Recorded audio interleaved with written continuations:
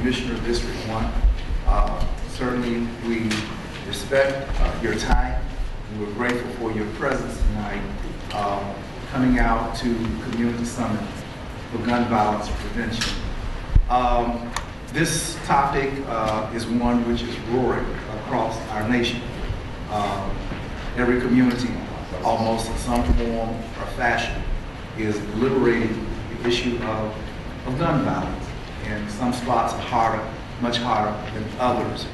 Tonight, I'm very pleased that we have an august panel represented from every segment of our society. The faith community is here, the civil rights community is here, law enforcement is here, academia is here, and the county's legal attorney is here.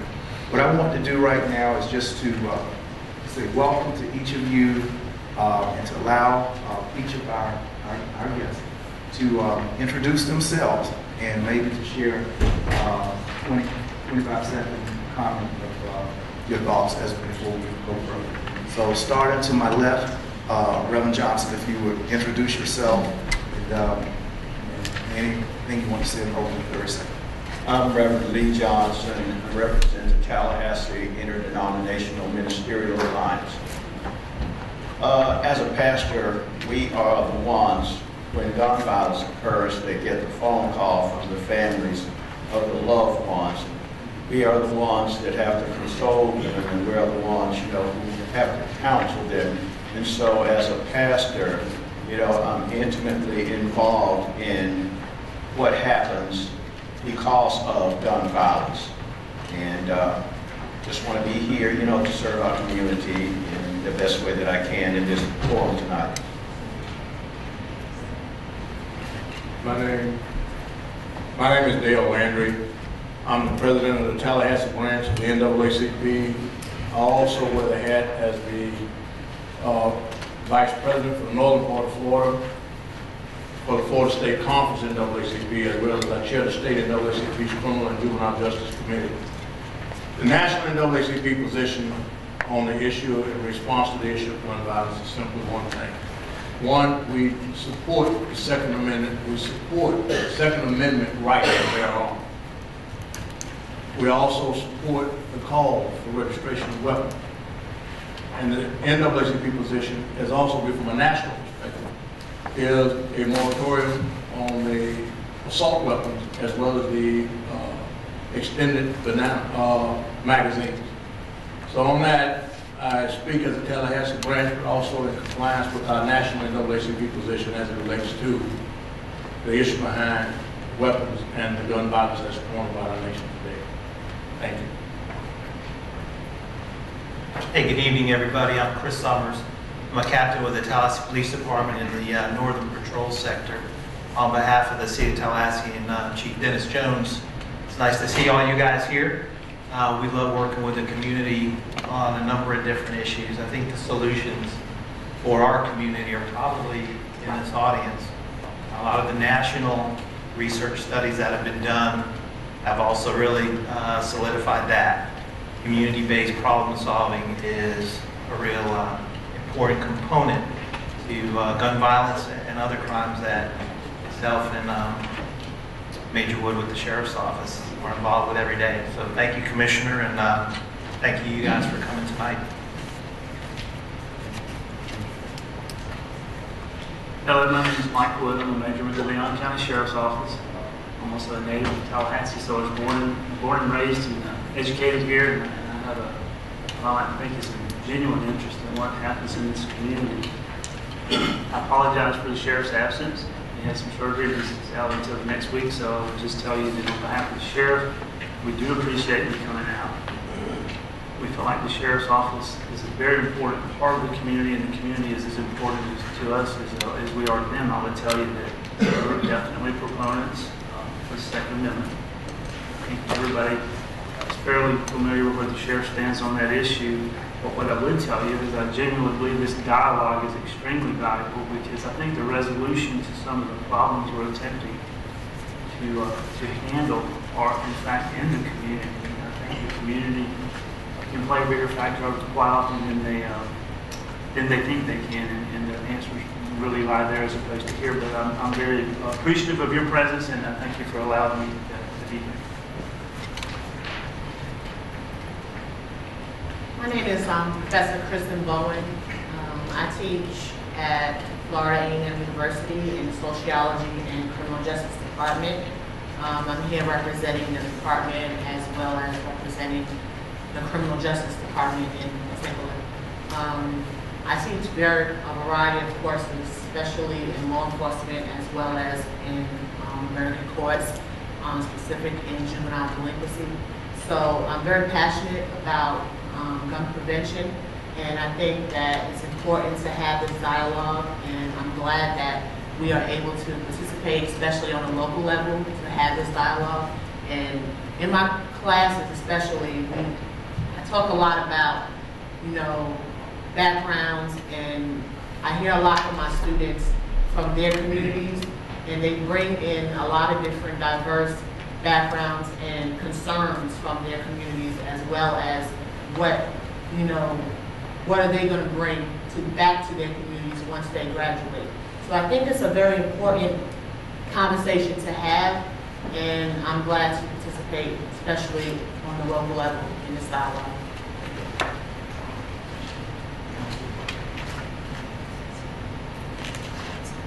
My name is LaShawn Riggins. I'm one of the assistant county attorneys here in Leon County. Herb Tila is the Leon County attorney who is only attending this evening due to a prior commitment. So I will be sitting this. All right, thank you. These citizens all are quite committed to the legal process. Attorney Riggins is actually sworn to uphold the Constitution of the United States. Elected officials are sworn to uphold the Constitution of the United States of America, and not parts and pieces of it, but the Constitution as it is written. And so we have an obligation to honor the laws which are on the books, and indeed, we, in our efforts to maintain, provide for a safe environment, to protect community, the citizens, and to give the very best that we can to have a rational society where we're free from the unrational behavior and ideas of others. Let me indicate just our purpose here this evening is simply to get an agenda, of where we move from here, why should we move from here, and every citizen here is aware of gun violence. We have prepared tonight for you a packet of information that, in looking at various ideas, one of the most credible that we have in this packet, the blue packets which you have tonight, which I want to shape a lot of our talk around. It comes from the Mayors Against Illegal Guns, this document which is in the blue packet. And tonight we're going to do some overheads, and we're going to present a few ideas coming from it. And this is same, this data has been state-of-the-art data, the FBI, the U.S. Justice Department. The data is very, very credible, coming from other sources of the federal government. So we're not, with this document being as tight as it is, and it was produced in January of this year, it's a very current statement about the mayor.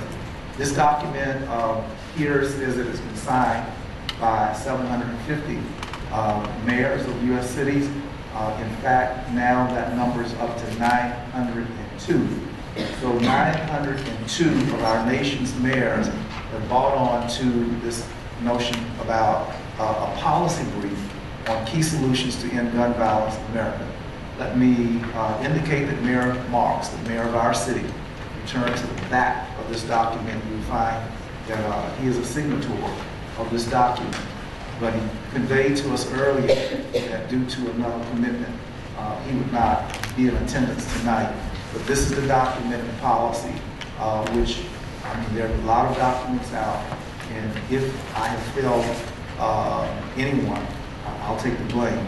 But I thought that this was a very recent, very cogent, and given the credibility of this many mayors from coast to coast, we should bring this document before our community to see if there could be buy-in with what 902 of America's mayors are thinking. Many of them facing the violence of their communities that we've seen. So our purpose tonight is to make Tallahassee safer, to make it better. And no one person has all the answers. And that's why I'm delighted that the voices of those thoughtful, reflective citizens are here sharing the dais. We don't know it all. We will certainly allow reflections and comments from our audience. I'm quite pleased that tonight, in its entirety, this meeting is being filmed for posterity and filmed, just in case something profound is noted, which needs to be shared in other parts of the country. It's important. Tallahassee is a leader, an intellectual leader, in helping to shape policy direction for the state of Florida, for our community. I just want to give another little overview and to share the fact that here in Tallahassee, we are prohibited as a county government and municipality from having laws that speak to gun anything. And it's very vital that tonight, as the mayors are speaking to and hoping to create, to coalesce support for Congress to take action, it's very important for you to know that we are appealing and hoping for ideas that we can send to the United States Congress, because the Florida legislature, for some reason, is not listening. I wanted to ask Attorney Riggins to share and to give us recent standing of where the Florida legislature is.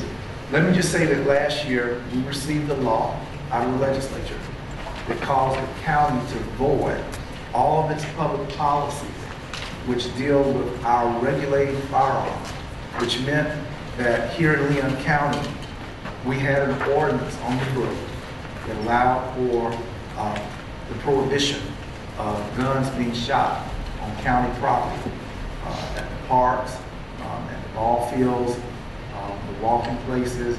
We had that kind of prohibition.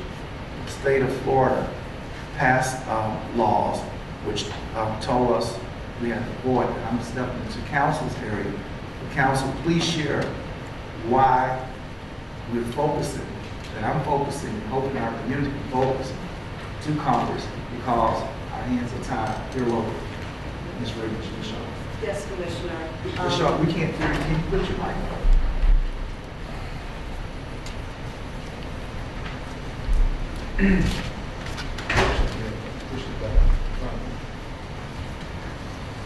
Okay.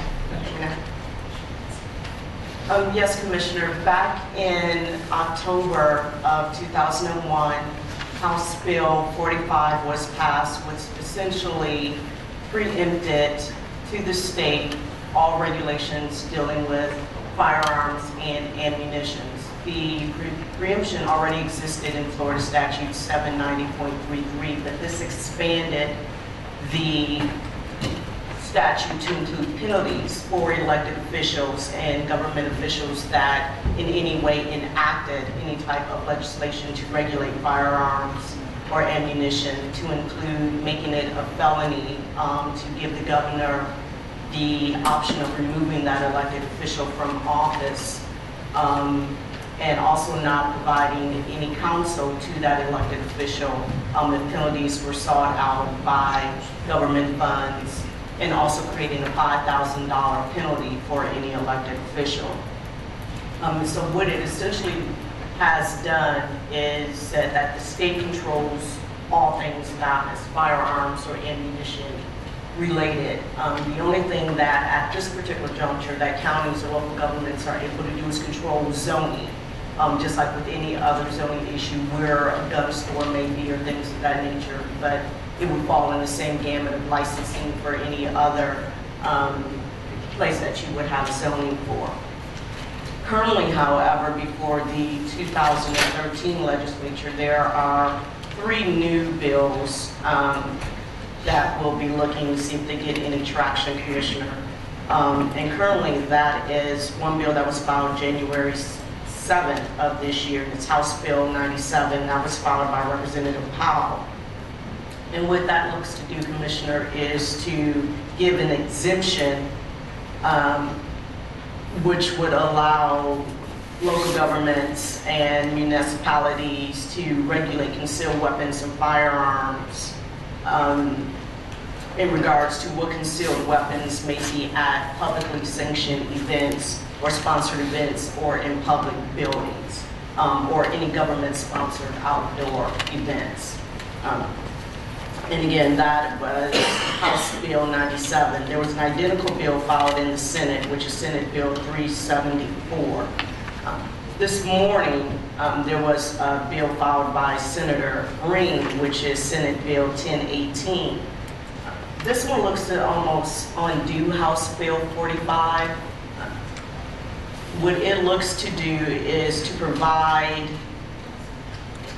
the states or municipalities the power to regulate the field of firearms and ammunition, including the purchase, sale, transfer, tax, manufacture, ownership, and transportation of firearms, as long as it's not prohibited by the state constitution.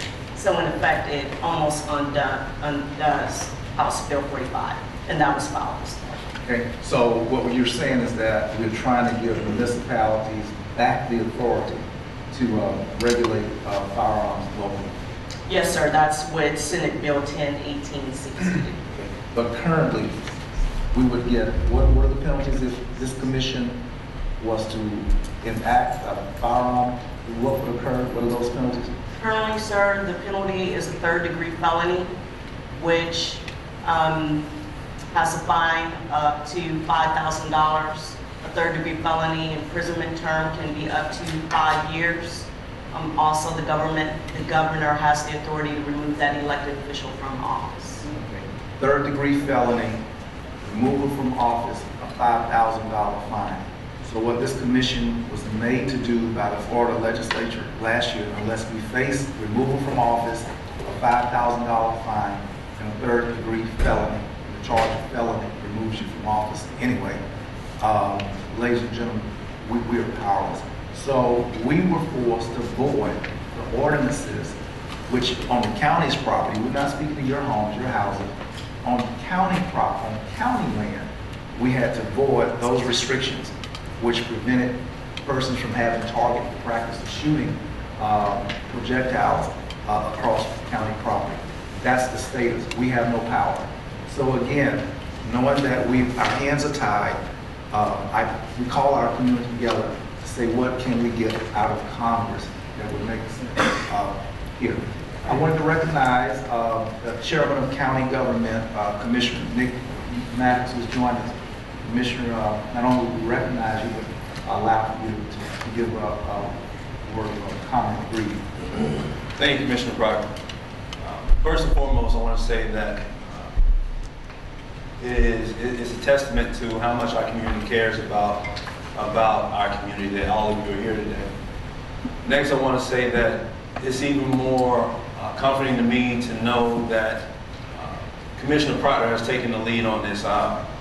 All the names that you see on this dais today that represent your commissioners are very able in the jobs that they do. But when Commissioner Proctor brought this up, when he put it in his able hands, I knew that it would be something that not just one person, not just two people, but hundreds of people in the community would care about, will want to come out to. So Commissioner Proctor, thank you for holding this meeting tonight, because I think it's very important for our constituents, our community to understand just what our restrictions are in the way of gun control and where we can all work together to try to change some of the things that we'd like to see changed. Not only to the federal government should we be reaching out to, but I think as a whole we should all be reaching out to the state government as well. Commissioner Proctor spoke about some of the things that we had on the books, some of the ordinances that we had on the books in relation to guns and how effective they were and how sensible they were, in my opinion, and how we were made to take those off by the state. I don't agree with such a stance. I mean, we do have home rule power, which means that we are able to create ordinances that are specifically tailored to fit our situation or our constituency, our community here in Leon County. So as you listen tonight, know that we are doing all that we can to try to make sure that you live in a community that you feel protected. But also know that we need each and every one of you to reach out to make sure that our hands are not tied, so that when we need to put things on the books to protect you, that we can put ordinance on the books to do just that. Thank you, Commissioner Brown. Okay. Thank you, Chairman Maddox. Continuing with the overview and the background, the question was raised tonight by channel WCTV asked the question, how does this relate to Leon County? And in earnest, we wanted to make sure that we're making a case to you as responsible citizens, what and how it relates in matters to Leon County. And that occurs in the data which we received just yesterday, and this comes from the Uniform Crime Report, which Captain Summers and Major Wood are very familiar with. And according to the Uniform Crime Report, we've had since 2007, our high-level gun crimes, a 5-year total from 2007 to 2011. We don't have the data for 2012 yet, but from 2007 to 11, with 12 not being added into, we have a total of murder, forcible sex offenses, robbery, aggravated assault. These are high-level gun crimes, 3,334 offenses. 3,334 offenses in Leon County crimes, Uniform Crime Report, firearms statistics in our community from 7 to 11. This does not include instances where people are firing, shooting up in the air, shot somebody, shot a dog, that kind of stuff. Just crimes that are reported to the police. So if it has some bearing, this issue here locally, we want for you to know that here, when you see the data, there it is on the screen there. Regina, you're somebody. I was just about to punch that up. I thank you. Regina, my aide, is doing a great job of reading my mind. But you see this data, and it indicates, I think, it makes a great case of can we make our community safer. Moving a little bit further, I wanted to make sure that page 31 and 32 of your reports that you have under the Mayors Against Illegal Guns, I want to make sure that you're comfortable that where the nation is standing, how the nation is looking at this issue. This is a great report that is done. It has a lot of current information, a lot of polling information. When you have it in your packets, it's hard to see that screen. Let me just, a few salient points. That first bullet, overwhelming majorities of voters, including gun owners and NRA members, are in favor of reforming the background check system. 91% of voters, 88% of gun owners, and 86% of NRA members believe that all gun buyers should be required to pass a background check. And you see at the bottom of the page footnotes where some of this has been derived. It tells you that strong majorities of voters, including gun owners, at the third bullet, are in favor of banning the sale of high-capacity ammunition magazines.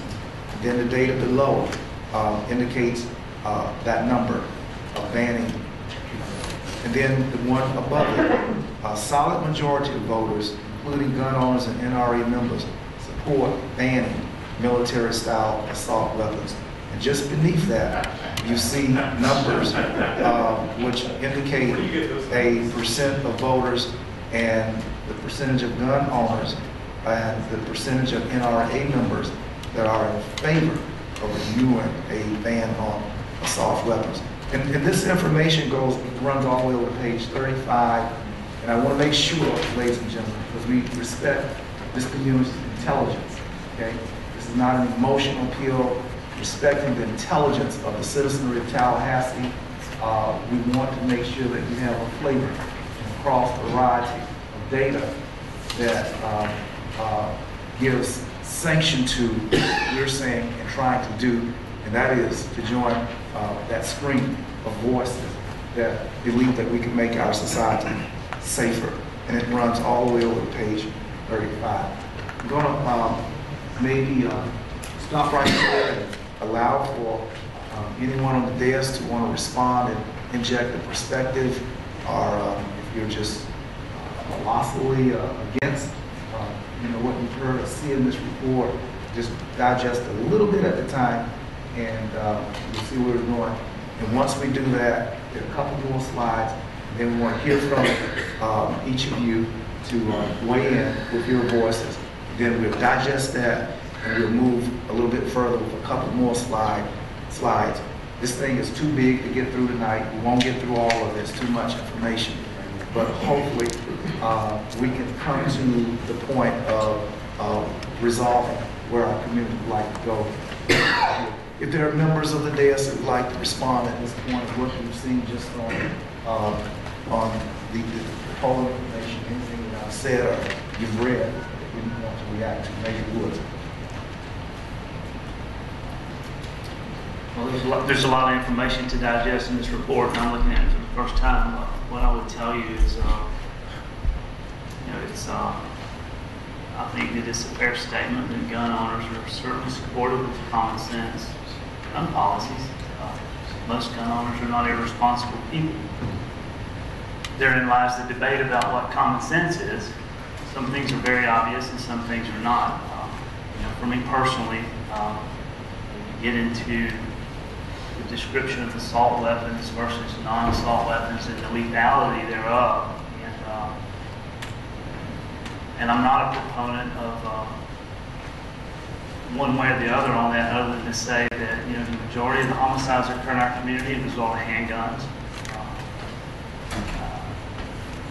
A lot of collateral damage can be done with a multitude of weapons, and I'm not a firearms aficionado, but I know that to simply explain what you could do with a 12-gauge load of buckshot versus an assault weapon, the results could be very similar, one being illegal and one not being illegal.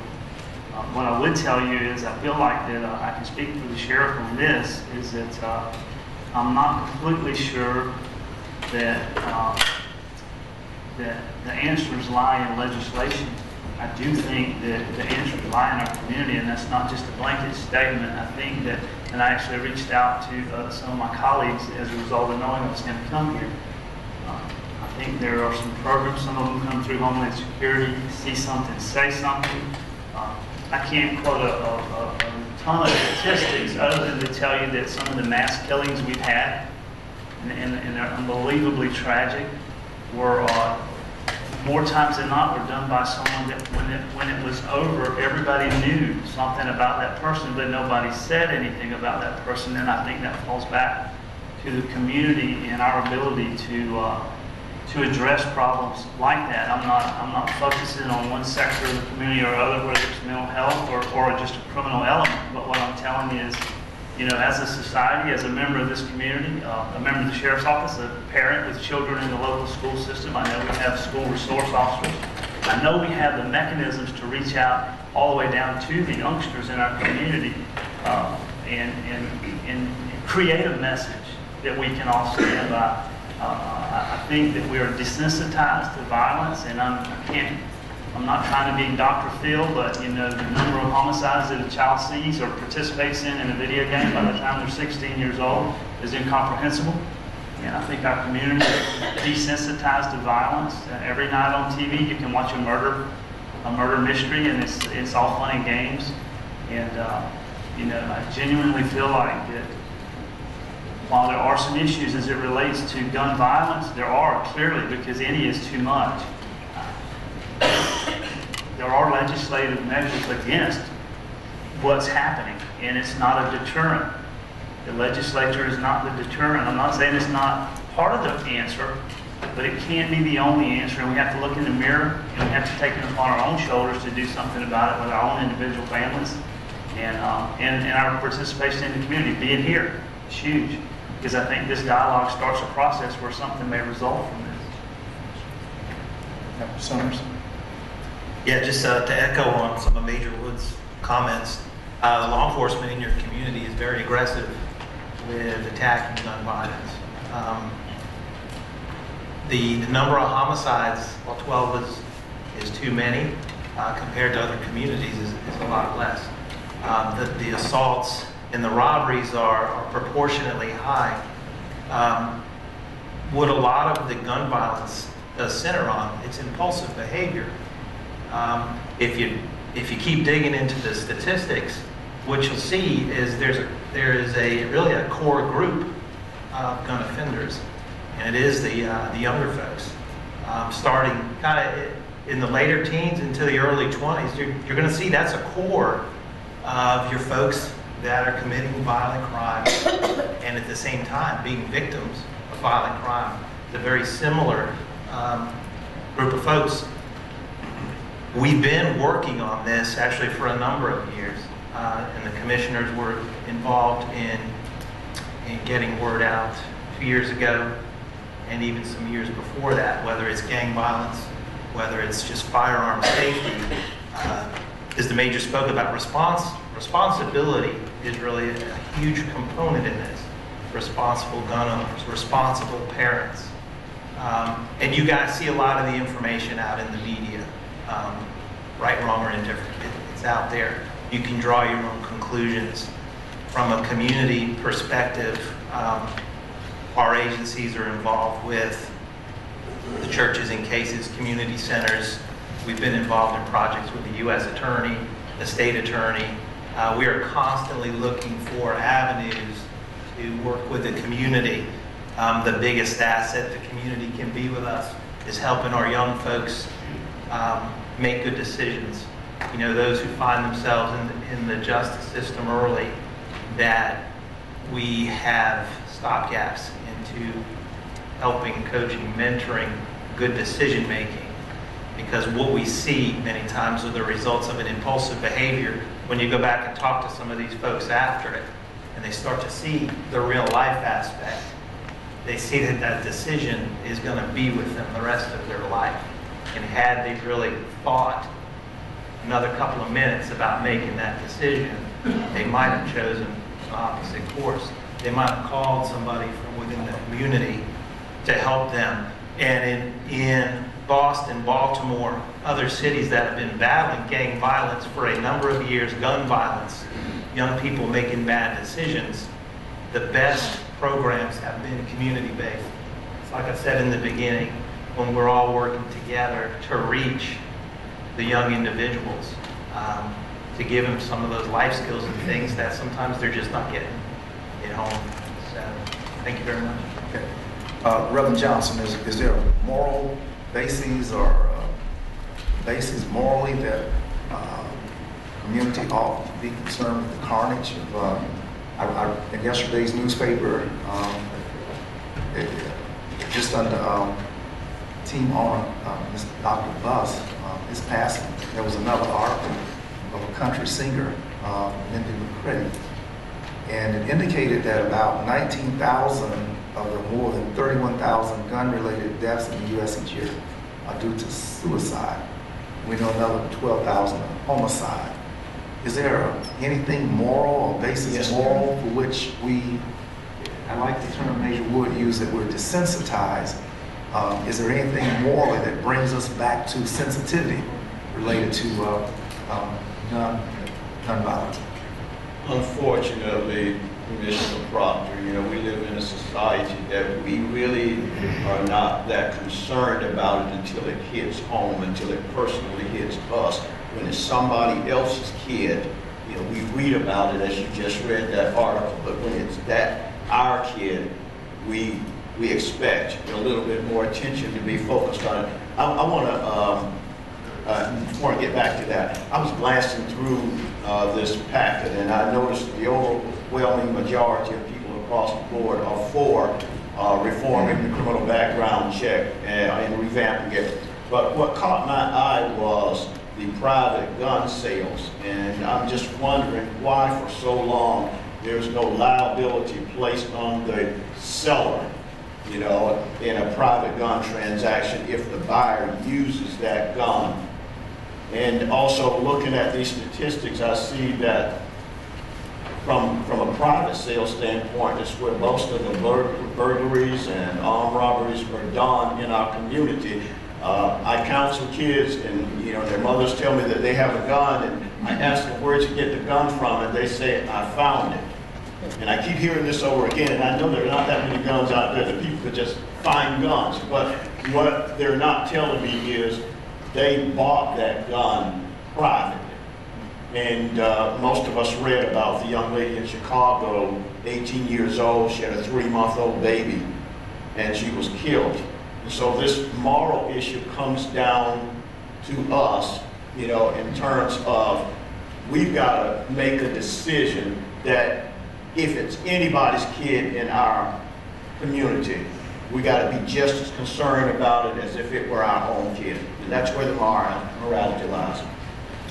Thank you. Mr. Landry, are my rights, are the civil rights of citizens compromised when our society is infested with so many owners of guns and legal are persons who are not licensed to sell guns? I think the data reveals that from November 11 to November 12, 6 million guns were sold by unlicensed dealers. Are the civil rights of citizens, and I know that the NAACP statewide has taken a position supporting the directions of the mayors, but are we compromised in a society where we don't have background checks? Or by having background checks, does that compromise civil liberties of citizens? One of the things,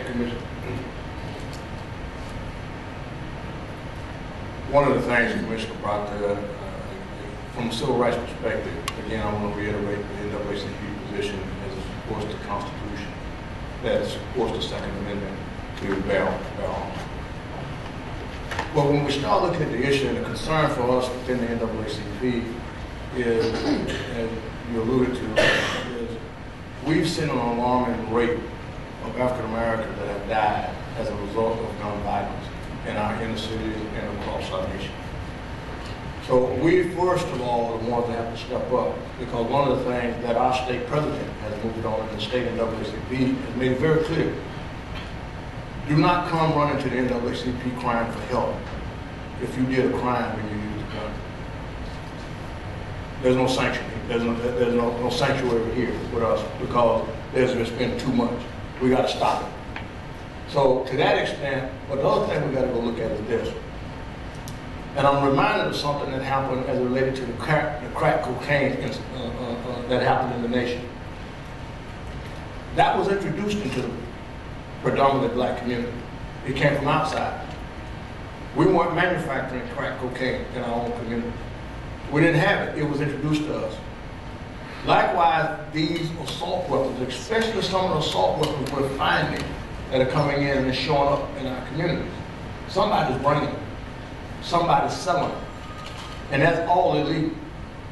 Because when I start looking at it, and you can't come and convince me that it's legal that people are running around stealing Tech-9 and stealing all these AK-40. No, wrong answer. Somebody's introducing those weapons into our community. And I'm reminded that this isn't unusual because we've seen this historically. Because we saw this long ago with Native Americans. Somebody was introducing to the Native Americans the Winchester repeater. And they were being used to hurt others. We call for, within the NAACP, we want laws to prosecute. We want the police and the sheriff to be out there tracking down those people who are selling those guns. But we want them that are bringing those guns in our community. We want the maximum that can be given to them, because that is the dealer of death. Those are the death dealers. It ain't happening just because nobody's stealing it. Somebody's bringing it. And so therefore, we support this thing as it relates to registration of weapons. We support a call for background checks on people that have weapons. And I say this from a standpoint also having served 21 years in the United States Army as a military policeman, all right, and having seen those weapons, and I know what those weapons can do. There's no need for those kind of weapons, and that's why we also call for that ban on assault weapons in our community. And I'm sorry, folks, you can try to tell me anything you want to tell me. There's no need to have an M16 go out there talking about shooting no deer. I apologize, I'm sorry. You know, that M16 was made to do one thing downrange. We train with them, we use them, and we work with them to do one thing, okay? And that was to defend, all right? And to deal with it, you know, what we had to do in the military. That was a military weapon. All right, so I mean, I'm sorry, I hear a lot of everybody speaking. The issue here is we need to come back in, and so we support some of these things, and we call for this same thing that is being called for national. We don't need those. So I hear you likening these guns that are being introduced into the community, likened to a crack dealer or somebody is something very bad. Oh yes, and they're bringing it in, and it's devastating our community. It's devastating. Dr. Bowen, you've studied this, you're a criminologist, I guess law professor, civil rights, moral. How does the academic community study and hear the synthesized and balanced interests of society, of citizens, include rights for 21-year military police officer says that assault weapons or military-style weapons have no place in a community. What's your take on this? And your reaction to some of the data that the majority of the nation now is calling for some kind of background check? Well, hearing what everybody's saying on the panel, you know, I can agree with, you know, with pretty much what a lot of people said. As far as gun prevention or gun control, as far as academia is concerned, we feel the same way. The nation does agree that there should be some form of background checks. You know, there's no need as far as, you know, as a researcher, when we teach in class and we talk about variables that, you know, contribute factors to gun control, and we see a lot of forms of, you know, our kids dying in the streets, and as far as, especially when we see, you know, Chicago, for instance, as an isolated city, that a lot of African-American children are dying every day. That, you know, AK-47 or a rifle gun is used with a, you know, magazine clip. Like, what is the necessary need for that? So we, you know, those variables as far as, you know, factors that contribute to gun violence, like parental involvement and things like that, those are variables that we isolate and we say it has to be another reason. What is the underlying cause for, you know, more gun violence, or what is the underlying cause for, you know, juvenile delinquency? And I just recently actually did a study to contribute to what you were saying as far as video games. And I did a study that, you know, does video game violence cause violence? And desensitized is a word that comes up a lot, that our kids are desensitized to violence. But there is no really direct correlation between video game violence and violence. But there is a word, aggression, comes up a lot. But it's a short-term effect that aggression causes. So does video game violence cause violence? It's more of an underlying cause. And as a criminologist and as a researcher, we look at the underlying cause. So what is the underlying cause? As far as, you know, an isolated factor like lack of parental involvement, or lack of, you know, attachment to some type of, you know, school involvement or academic failure. These are the things that are factors that contribute to possible violence, or, you know, the reason why there is fantasy in games versus reality of actually playing that particular game. So those are the same variables that contribute to, you know, gang violence and juvenile delinquencies. So as a researcher and as a criminologist, we still study those factors that are the underlying cause to delinquency, and that we need to, as researchers, continue to figure out what is affecting our juveniles and what are affecting our adolescents. Chairman, thank you, Dr. Bowen. Chairman Maddox, you want to weigh in? Yeah, I think the one thing I noticed when I was listening to everyone speak is, and I want to make very clear, is that no one sitting up here argued against the Second Amendment, nor did anyone sitting up here attempt to interpret the Second Amendment. No one here talked about taking guns out of anyone's house. Every single one of us said the same thing, in that what we would like to see is our community safer. What we would like to see is more involvement, safer gun use, and also what we like to see is responsible. If you have a gun, be responsible for it, and responsible gun use. I'm interested to hear what's going to be said from the crowd today, or from the audience today, because I want to hear about what our community thinks about the subject. But at the same time, I fear that what will come out of it will be not what we hope for. It will be a RD issue, or a black-white issue, or what we should have. I think if we could just come together for a second, look at the commonalities of what we actually think and what we actually like to see. It's not about our differences, it's about our similarities. And no, we do have differences. I'm not saying that we don't. But there are some things that we all agree on. There are some things that we all agree on.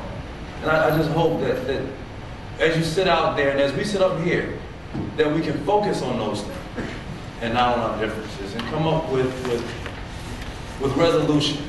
Last thing on this sheet is resolutions. Come up with resolutions to the problem, not just creating the problem. Thank you.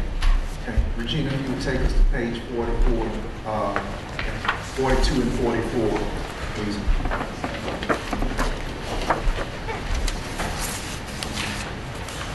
And I think after this slide, what we will do is open up audience engagement. Okay, I think as I've gone through this panel, I believe that this letter placed at the back of the information tends to capsule the concerns of the mayors. It also capsules the information in the previous 41 pages before this letter is placed here. And I wanted you to bring it down. I'm not a speed reader, but they do have bullets on this.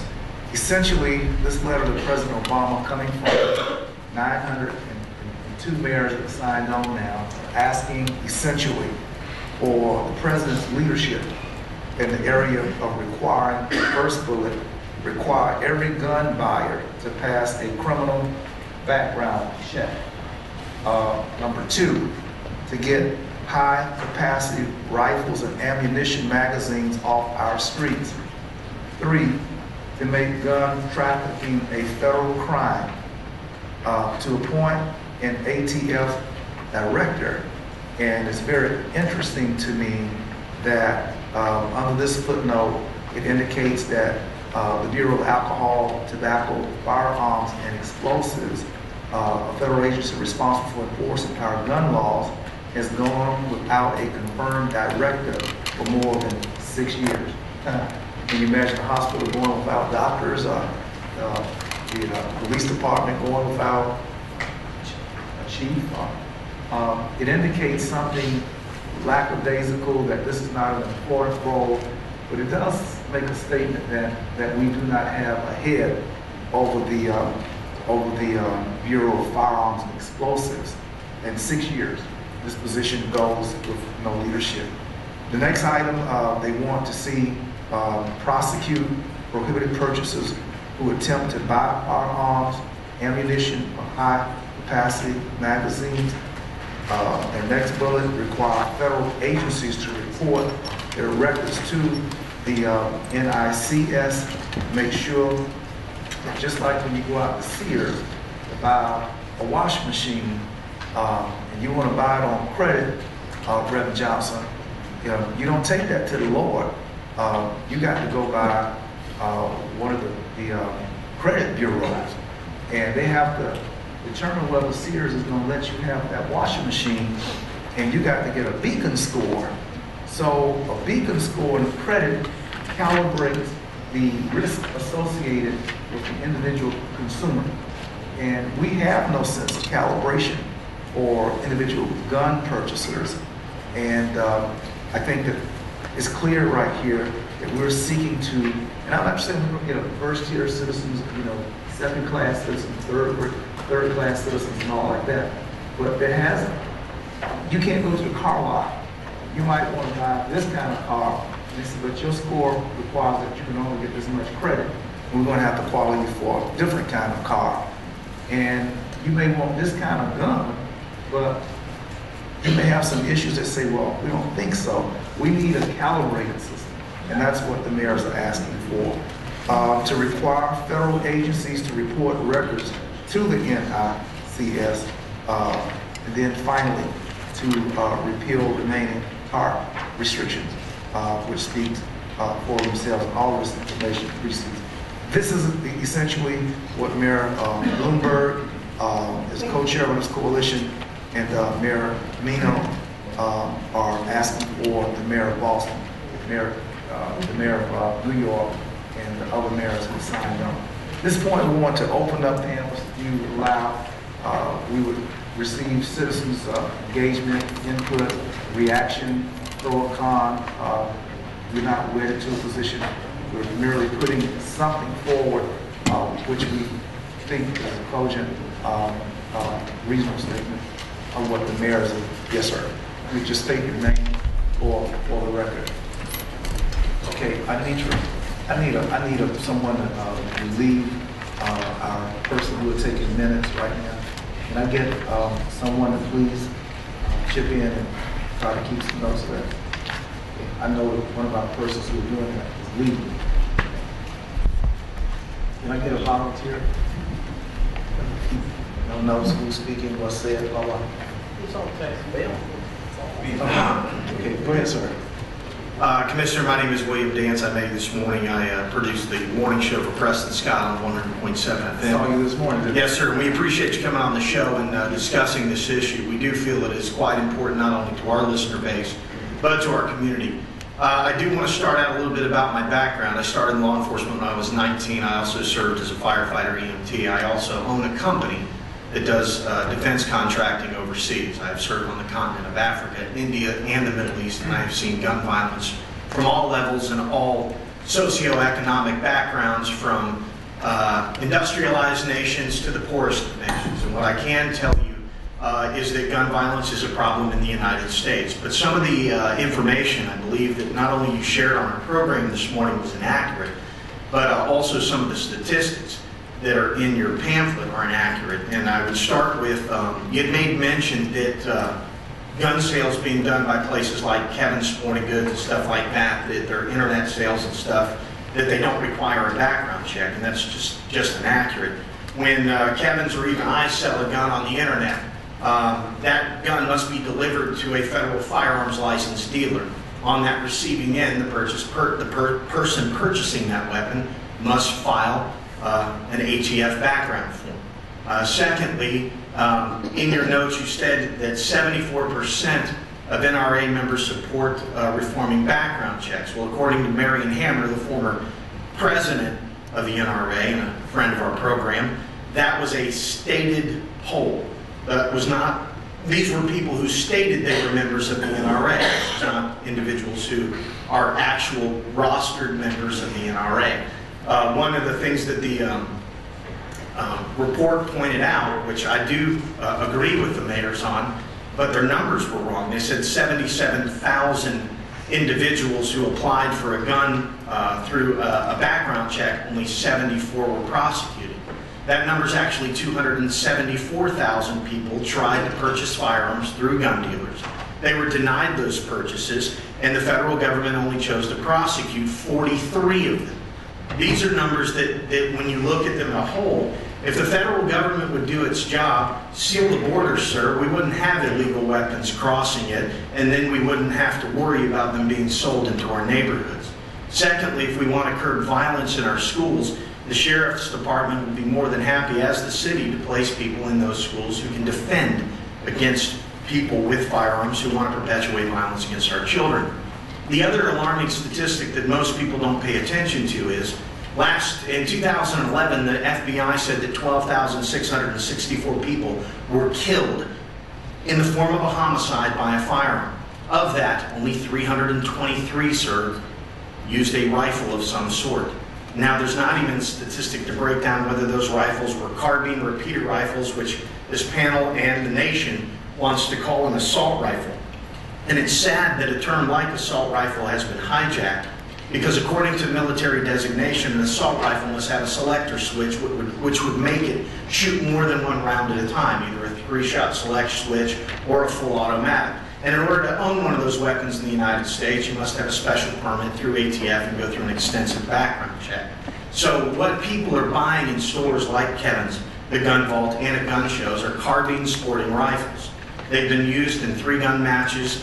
And the other part that I think that you failed to notice in our show this morning, sir, you made mention that our founding fathers had muskets and that the Constitution was written for that purpose. Sir, I believe if I would have rolled up on the Potomac with a case of M16s, AR-15s, and rocket launchers, Washington would have certainly cracked them open and done everything he could have to free our nation from the tyranny of Brits. So I would caution this panel, and I would caution our Congress to really take a look at the origins of the Second Amendment. The Second Amendment was designed so people could defend themselves against their government, not so they could go hunting, not so they could go use a firearm. It was so, Thomas Jefferson, a quote, and I may be misquoting it, forgive me if I am, he said, the great thing about the Second Amendment is you won't ever really need to use it until they try to take it away from you. And unfortunately, that's the argument that a lot of people feel. And I know, Commissioner Maddox, you've been on our program, and I respect that, and I don't believe any one of you want to infringe on the Second Amendment as a whole.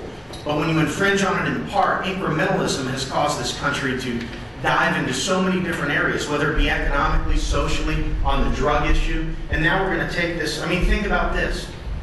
19 people hijacked planes, and we shredded the Fourth Amendment, and we continue to do so. Now we're going to allow one school shooting to allow us to have an argument that really, the chances of being killed in a mass gun shooting, you have a higher rate of dying by a strike of lightning. And these are the things that people don't want to pay attention to. If you want to make our streets safer, sir, then not only on local, state, and federal, enforce the laws that are on the books. Make the laws tougher for those who are trying to purchase illegal firearms. The crime that are being committed in this country, gun violence, the captain said it best, are being, and so the major, they're done by young youth who are obtaining guns that are normally handguns and are obtained illegally.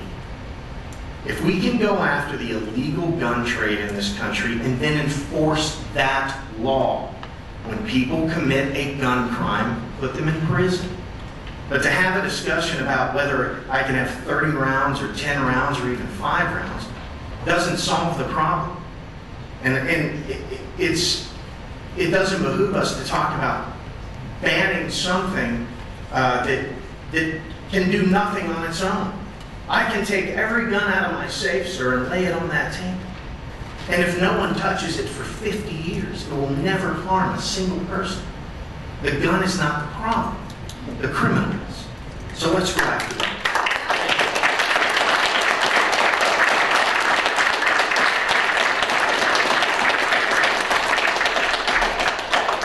Thank you very much. Your comments are very insightful and quite representative of a large number of people in the country. I'm not certain if it's the majority of you, but it does represent a solid mass of people in our country. One of the things on the show this morning, which was also presented by Scott, was the question of why would you want to punish responsible users of guns, owners of guns. And as a producer, you heard that, you heard my response that while the 100-round magazines, we're talking about the magazines, I said there may well be people who can handle 100 rounds, but I also indicated that in terms of, there are people who can drive 110 miles, 115 miles an hour safely. Dale Earnhardt Jr. is among those. Still, we have speed limits of 65, 70 miles, notwithstanding that Mr. Earnhardt would probably do really good at 110 miles, many others. So we're not punishing punish Mr. Earnhardt is to make society safe and finding a level of which we can have a cohesive society, and we can have a safe society, one that has a modest and rational sense of safety. And I think 70 miles an hour is safe. 110 miles an hour may not be safe. So with regard to the number of rounds that are necessary in oneself, consistent with the Second Amendment, I heard a military veteran on a panel say that certain assault weapons, a certain amount of rounds, may be excessive. Now, I don't suggest that I'm an expert. I don't think anyone here is an arms expert, but it is certainly time, and no one here, certainly not I, retreat from the fact that it is time for a conversation that we can find benchmarks. Now, if the concern that you're raising is that our society simply needs zilch, not benchmark, I respectfully disagree with you. But we need benchmarks in society. I mean, it's illegal to have any kind of marijuana, marijuana cigarette, you go to jail. But it ain't illegal to have any kind of gun, I mean, I think marijuana is less potentially offensive and threatening to society, but these are laws. I live here. Now, sir, hold on, sir, I'm gonna let you speak. Now, one of the things, again, in making our community safe, and I'll speak to our community, this is Uniform Crime Report, and if I've cited some data, all the data that I've cited is pretty official to me. And it's exposed and it's shared for the public, all of the community. There's no agenda that I have. This is the U.S. Justice Department, the FBI. This is uniform crime. We've had 3,334 firearm high gun crimes, high-level gun crimes in our community with guns. I'm not saying that all of them knew what they were doing with guns, but I'm saying that with regard to what the mayors, and this is a significant number of mayors, and they're very respected leaders representing masses of people, they have come together to coalesce a sense of finding a sense of calibration and benchmarks for our society for these guns. Now, you have the floor. But let's take a look at cities, large and small, where guns are completely legal. Let's take Chicago, Illinois. Last year, over 700 children were wounded by firearms. Over 500 homicides by firearms. Washington, D.C. has one of the most restrictive gun laws in the nation, and they had over 400 gun homicides. Gun restriction only restricts people from defending themselves against perpetrators. And the major can maybe attest to this. It's an old adage. When seconds count, 911's only minutes away.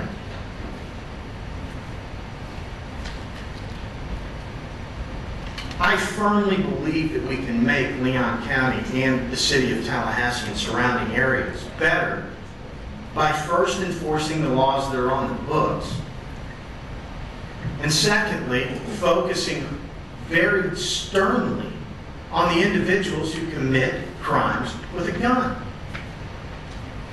By taking as you say, a benchmark and saying, this gun is illegal and this gun is not. It's incrementalism. When you take one away, then next week you'll take number 2 away, and number 3 away, and number 4 away. And And no offense to the politicians on the board, but Mr. Maddox, you can look at the nation as a whole. The American people, I hear it every day on my program, are fed up with the rhetoric of politicians continue not only locally, state, and federally. The federal government says that we're all going to shrink the government and lower the deficit. Both parties have been in charge for 100 years. The debt's never gotten smaller, and the government's never gotten smaller. Everything that the government has ever promised they would do for the American people, they have failed, and they have failed miserably. So why would we ever entrust that the government is going to do something with regards to firearms that is going to make me safer? Ronald Reagan said it best. When you hear the government knocking and say, we're here to help, run. We've lost faith in our politicians, sir, and I don't believe it's your fault or your fault. But as a whole, most cities, counties, and state, we're not happy with the direction of our government going in anything, economic, socially, you name it. So why would we entrust something so endear to a lot of Americans, which is the right to defend ourselves in our home with firearms, to allow the government to try and add restrictions on it? And I won't take up any more time, because, Commissioner, you and I can have this conversation all We the have a time. great time talking all the time. And we do, and we thank you again for coming on the show, and we'd love to continue this debate. And I do appreciate you guys for having this forum. But to stand up and say that we need to change gun violence is true, but let's start with the criminals. And I want to make sure that what you're saying is backed up by the U.S. mayors. If you look at page 23 of your packet, it indicates that the evidence of strong gun laws work, and this evidence is marshaled with facts. Sir, I just gave you statistics from D.C. and Chicago that you can Google. Google them on your phone. I'm not here to argue tonight, sir, about either of those cities. I'm simply saying that the evidence, you said that we should enforce existing laws. Yes. That is exactly what's called for on page 23. Excellent, and I support that. But adding existing laws, sir, doesn't solve anything. We may agree on that point, but respectfully, there may be some points we disagree. I want to recognize and thank you so kindly. I appreciate it. I won't take up any more of your time. I appreciate Hey, it. well, first of all, man, you know what? I appreciate the passion that you spoke and the things that you said. I mean, there's no doubt about it. There's a bunch that we could debate about what you said, but I mean, I don't think it's the time, place, nor forum to debate it. Agreed. I think the two things that you said that I took from it that we all can agree on is enforcement needs to happen. Agreed. And tougher laws, tougher penalties for illegal firearms. Amen. People use them. And not a single gun owner in this room would argue that. And that's the part that I want, that when I was talking earlier, I think we have to hit on here. We can sit here, we can debate things that they're going to have to decide at the federal level all day long. But my question to you is, how is that going to affect or change what we're doing right here in Leon County? Right here. And that's what I'm concerned about right now is right here in this forum is how can we make our community safe? And though, I mean, this is going to be a dialogue and there will be some discussion, I have no problem with that. But I don't want, because we're supposed to be here till 8, I'll stay here all night. As long as what we're discussing is solutions, resolutions to the problem. As you said, enforcement and tougher penalties for those who are using guns illegally. So I appreciate the things that you said. I don't agree with all of them, but I do appreciate it. And I wanted to point out the things that we agreed on. And the rest of it, we can talk about any day of the week, but I wanted to point out that part. I also wanted to take a second here, if you don't mind me, Commissioner Proctor, to recognize Attorney Ben Crump, which is well. Attorney Crump, how you doing, sir? How you doing, Attorney Crump? Glad to be here. And the next thing, the last thing I wanted you to do was if you came here tonight and you would like an opportunity to speak, could you please raise your hand? We have a lot of speakers here tonight. Okay. Well, I will take You're fine. I just think Commissioner Proctor, we should allow everybody to get through and maybe have a comment, maybe a rebuttal, but I want everybody to have an opportunity to speak. Let me correct myself. I said page 23. I meant page 20. You see the heading Preventing Gun Violence by Enforcing Existing Laws. It gives out 2 pages of what you said, sir. Well, then we can agree on one thing tonight, sir. How about that? Excellent. That's it. The next speaker is going to recognize Mr. Landry.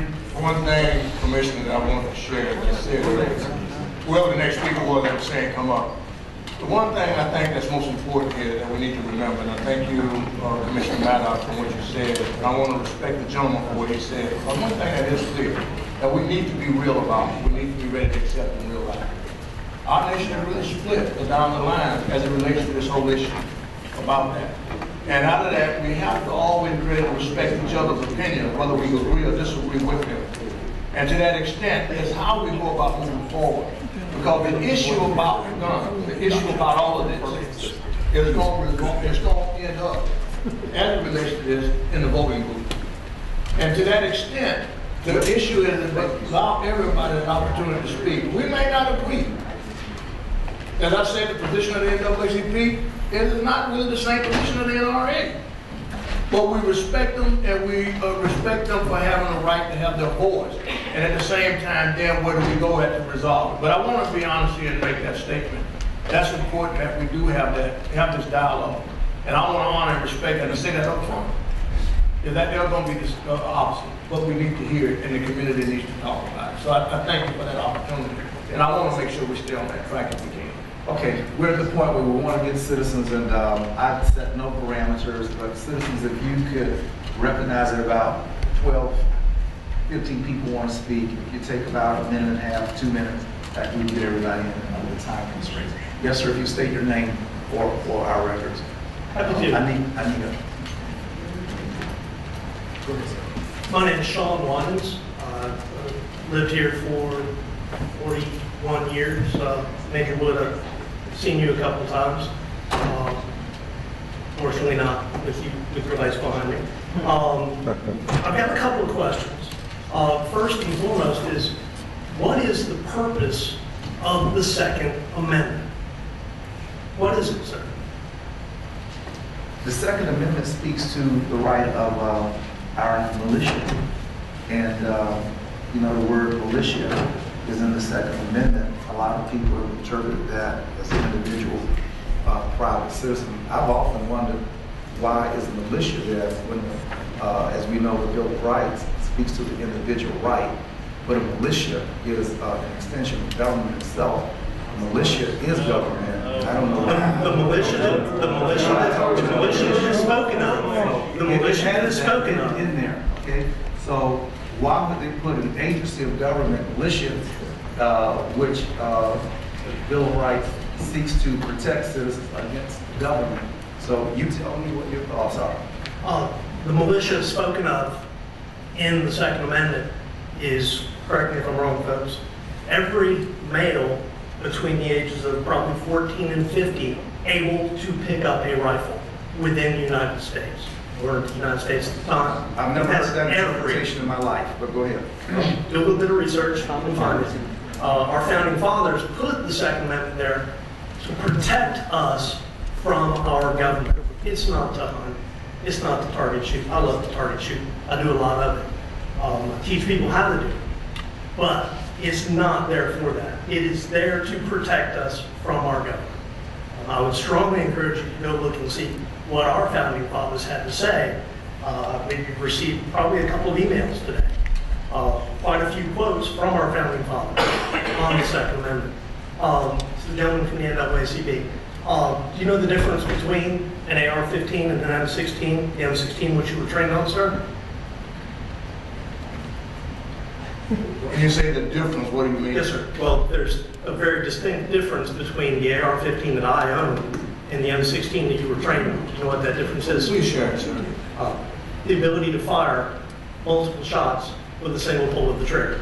Mine can't do that. I can't afford the one that can do that. Mine does not. That's a big difference. One other point I'd like to make would be preemption. The state of Florida put the preemption law to protect my rights to concealed carry, my rights to carry a gun where it's legal inside the state of Florida, so that I don't have to deal with different laws. Leon County, Gaston County, Jefferson County, Wakulla County, City of Tallahassee. There's one set of laws for the state of Florida. That's why the preemption is there, and I fully support it. You keep mentioning the statistics, signed up by 902 mayors on this piece of paper. I didn't vote for any of them. I live in the county. I voted for no one who signed this. They do not speak for me. They don't speak for my family. None of them do. To the maker, is it not already illegal to sell a gun, a handgun, to a minor? It is, okay. Whether it's stolen, legal, whatever, it's already illegal, so we don't need any more laws on that. That's about all I've got to say, sir. Thank you. A little bit of something for you also. And it's been my experience, and I did some research also. One of the things I had to do work with in the military before I retired was I had to get involved with the white supremacy groups around the nation. And the white supremacy groups have become masters at taking the AR-15, which was semi-automatic, and going in and changing the sear mechanism, because it's just an instrument that you put inside to transfer it into being an automatic weapon. So I want to be very clear with you. I do understand the difference, but I also do know that many have taken them and made them automatic. So to that extent, And that's illegal. and I'm not disagreeing with that, but my point is that the weapon in itself, and I agree with you by laying it down, but that is why we've also said to the same extent. I agree with you about the illegality. You asked me did I know the difference. I want you to also realize that, yes, I do know the difference, but I also know there's a bypass. So to that point, that is to a certain extent why we oppose those weapons. So I mean, I don't disagree with you having them, all right, but I'm saying we oppose them, and we honestly respect your right, as you said. But I wanted to make sure you understood that I knew there was a way to get around the semi-automatic, to make it an automatic weapon. I believe there's a way to get around pretty much everything. And I agree with you, but I just want to make sure we were clear on that. Thank you. If y'all can figure out how to get around taxes, I'd appreciate hearing from both of y'all real soon. Hi, my name is Bill Tucker. I'm retired, and I've listened to a lot of this. And I listened to the major and, of course, the police captain comments. I want to ask the major a question now, because I wasn't clear regarding the sheriff's position. He said the sheriff's position is known. Does the position of the sheriff, or is there a position that the sheriff has regarding the selling of these weapons like the AR-15, for example, which is, I understand, is semi-automatic? Is there a position? We know that the mayors have taken positions on these issues. Some sheriff leaders have taken positions. Is there a position that is official in this county regarding the selling or the allowance of the sale of that kind of weapon, extended clips, etc.? Has the sheriff taken a position on this issue officially? The sheriff is in favor of the sale of any legal firearm that is available to the community. That's legal, I know. An AR-15 is legal, so Yeah. he's okay with that. Yeah. Same thing with the police department. Anything that's legal. Okay, so we're talking about legal weapons. So therefore, we don't have a position in this community regarding the use of weapons that are military weapons. Let me ask this question. Go ahead. Council, can you answer that? Do we have any ordinances that restrict or prohibit the number or the kinds of weapons in our community? Is there a county or? Commissioner, we don't have any ordinance that regulate or deal with firearms at all due to being preempted by 790.33. So the county has no ordinances. Prior to that, there were no ordinances on the book that regulated the type of firearms that could be sold, because that has always been within the realm of the state. That has always been something that has been preempted. So if you can get a bazooka in this county? No. What about 50 caliber? These things are actually in this country. We don't have anything restricted in firearms in our mind. Really? If I may. So why stop there? If I may, Commissioner, and Dr. Tucker, let me share this. And even automatic weapons. Some automatic weapons can be bought by private citizens, but you have to be licensed. You have to go through a licensing process to be able to possess and own those. And you get licensed by the federal government to be able to use that. So I'm just be fair and be honest with you, that's there. And then the semi-automatics that folk are talking about, you can go buy them, they have them at Walmart. I mean, you can go buy them there. But I think in all fairness, to the good major and the good captain, we need to have the sheriff here and we need to have the chief here to really, because that is a very tough position. And I want to, out of respect for them, I want to just share that with you. I've heard some comments, but I will share this with you. I would offer to you a different perspective. And I share this with people in general, and it's important to understand it. There's a situation we put our law enforcement officers in that's unhealthy and truly is dangerous. Even though you may legally have a right to have an AR-15, when they roll up on the scene, we have some of our people that decide that they're going to get out there and try to help them. And when that police officer shows up and gets out of that car at night, and you step around the corner with an AR-15, or you step around the corner with an M16, or any weapon that looks like an assault weapon, you put that officer in fear. I'm sorry, but I'm going to tell you that up front. When you're coming up on the scene and you don't know what's going on, you're in fear. And you don't know if you're the good guy or the bad guy. And if you roll the wrong way, you're doing a disservice to your family because that officer might take you out because he doesn't know. And I say that because all of these folks, women and men, they got a job to do. And they're always running up on this. So you'll find within that family, though they respect it, it does bother them. Because all of us, and especially them, want to go home to their families at night. And it's unfair to think that they're going to give you a break either way when they don't know. So there's a danger inherent to that. And I mean, people may not like it, but that's a reality. Now to answer politically, I can't answer that. But I can tell you, I knew as an officer when I rolled up, that's one of the worst things in the world. Because now we're in a whole different dynamic. So I mean, I want to respect my brothers in green and blue and sisters. But I want to just make sure that's another dynamic we need to understand, irrespective if it's legal. There's a reality that we need to face that puts them in a bad way. Well, I certainly understand that, and I think that we understand the argument that it's okay to have a legal weapon.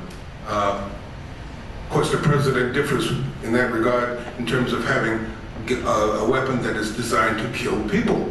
Now, I don't know why anybody thinks that that's an okay thing to have a weapon that was designed to kill people and not hunt animals.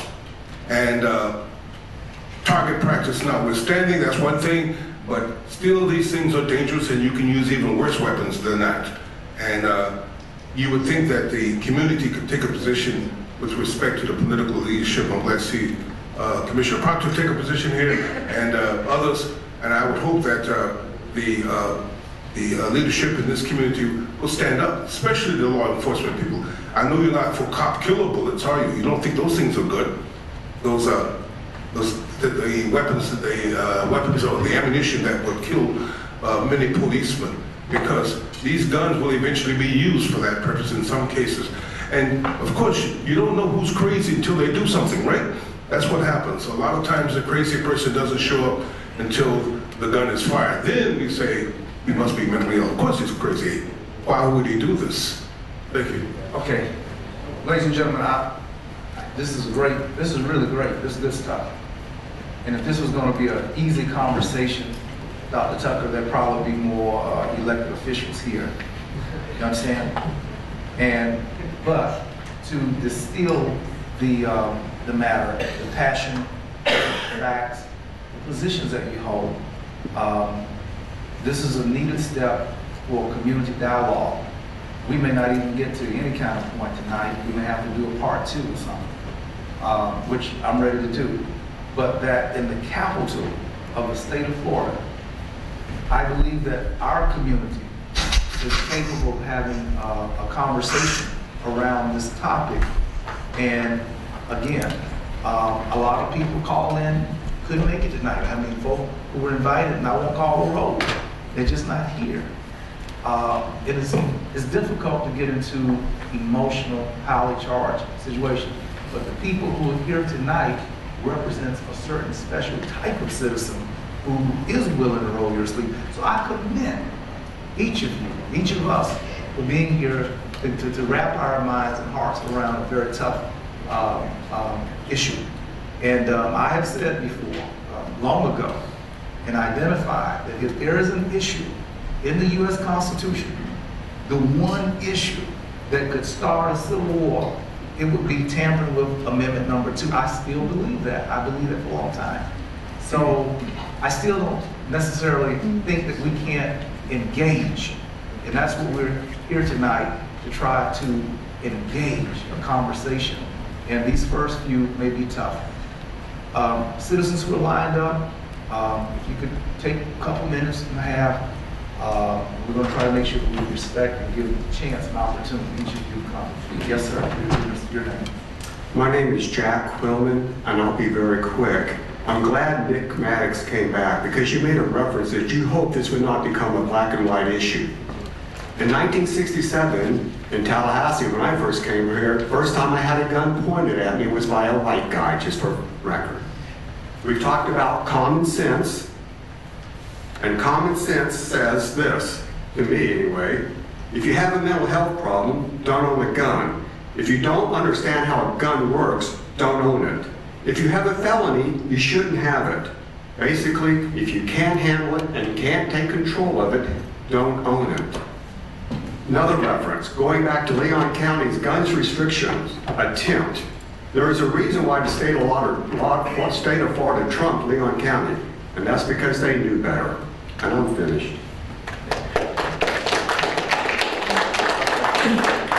That's very powerful, and it's so good that the state of Florida, in terms of proving the ability and capacity to handle an automobile, we actually require, what's that thing, a restrictive license, get a little better with practice. Straw dog, I'm sorry, I don't buy it. Operators and so forth. And if you can't operate a car, you don't know how to handle the car, Florida won't let you drive. Because it's the same thing about guns. So That's what I just said. If you can't handle it, if you're not emotionally ready, if you have a felony, you shouldn't have one. And those are the laws that are in effect now. And your comments are parallel to the laws of why we license people to drive. Thank you very much. No.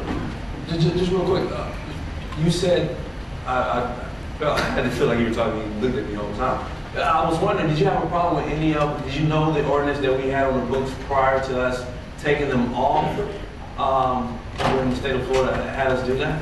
You're talking to me about the gun laws? Yes, sir, the ordinances that we had. Do you know any of them? The little I knew about them did not make it through the Florida Supreme Court. Right? And that's why you guys are responsible for breaking those laws, and that was the issue. You cannot have capricious laws in every county. In the counties, there has to be some kind of consistency throughout the state. And that's all the state Did you disagree with them? That's my only question. Did you disagree with the laws that we have in principle, the actual law, not the fact that we had them, but the actual ordinances that we had in the books? No, I did not read them. No, I did not. Council, can you just tell us what the ordinances which the county had, what were they designed to do? What did they prohibit? What did Leon County's laws, before the legislature voided those, what were we doing? Yes, Commissioner. Prior to House Bill 45 being passed, Leon County, I believe, had a total of 5 ordinances. One was hunting upon roads, which prohibited the hunting or shooting of wildlife on the right-of-way of any county-maintained road. I believe the other one was shooting across roads. It prohibited the discharge of a weapon across the right-of-way of any county owned or maintained road. We also had one dealing with hunting and firearms in county parks. Then there was the noise control ordinance that regulated the discharge of firearms except in rural areas or during the normal course of hunting season. And then there was an emergency management ordinance dealing with the sale and dispensing of firearms in state emergency. Okay, so if we have a state of emergency, anarchy, or something, just civil disobedience, we could suspend the sale of firearms. Is that what you're saying? Is that what that means?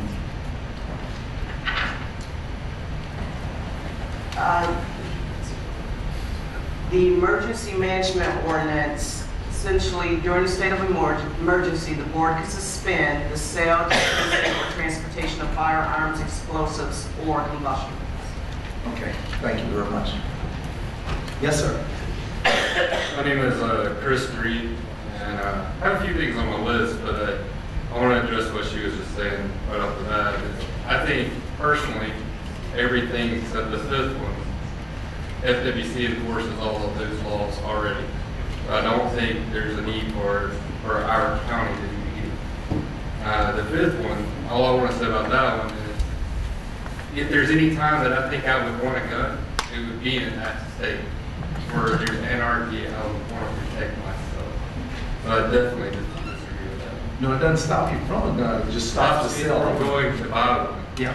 So if I didn't have one, or I ran out of ammunition, or combustibles was on there, maybe if I need gasoline and I want to buy 50 gallons or whatever, you could prevent that. So definitely disagree with it. What's your name, sir? Chris Reed. Bring. Yeah. The first thing I have on my list is the rest of them are just statements, things that was said on here. I personally was offended by one of the statements that you made. I think most people would if they were listening. And your quote was an infestation of so many gun owners. That was very offensive to me. I'm a gun owner. You said it straight out. If that's your point of view, I disagree with it. I don't think it should be a point of view of an elected official. Private sellers being responsible for the use of the gun after it's sold. That's like saying, I'm going to sell you a car and I'm going to hold the seller of the car responsible if the guy that bought it drove drunk. Let's see. Another one, I just wanted to point out, the Second Amendment, I agree with what everybody said up here so far. It's definitely my right to protect myself. It's nothing to do with money at all. You also brought up a point about crack being brought into your neighborhoods and sold or brought to them. And you equated that to the guns that are coming into it. The way I view that is terrible. It shouldn't be crack. If crack's illegal, all of those drugs are illegal. It hasn't stopped it. There's a demand. There's a demand for that, so people bring it. There's someone going to break the law to actually provide that. Because the monetary gain of it is worth the risk to them. So maybe our penalties should be tougher on that. So I don't wholly disagree with it, but I don't think additional laws are going to solve that problem. I think we have plenty of laws that prevent the sale of firearms and illegal drugs in the states. They just need to be enforced.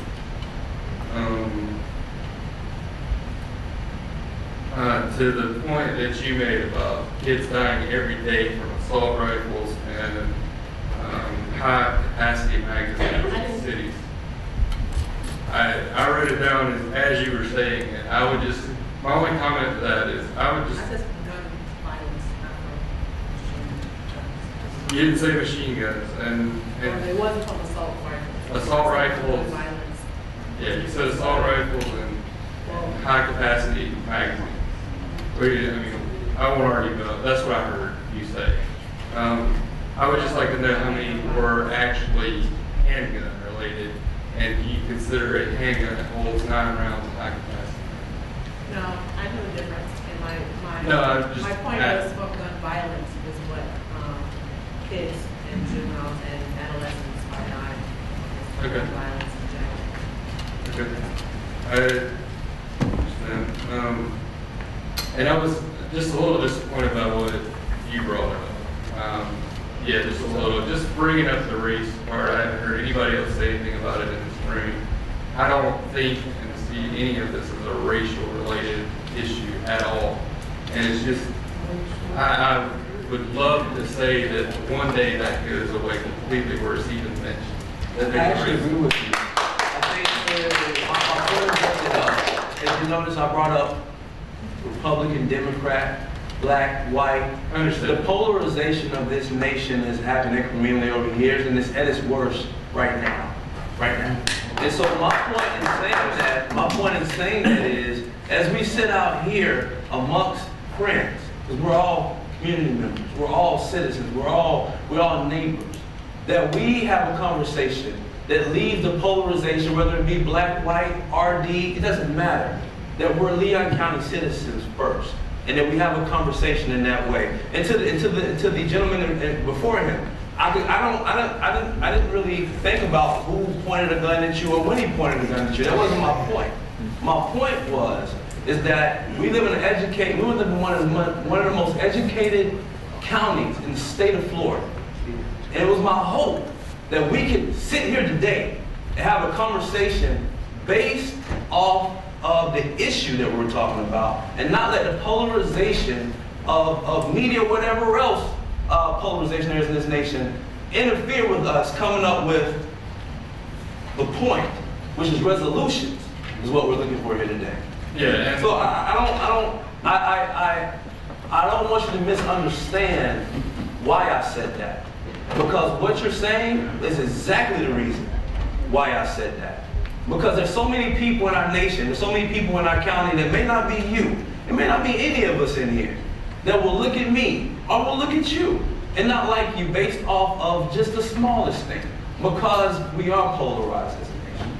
So I'm sorry if I disappointed you, but it wasn't my intention for this to be a polarized conversation. It's for my intention for this to be an inclusive conversation, and we can all talk as citizens of Leon County. Yeah.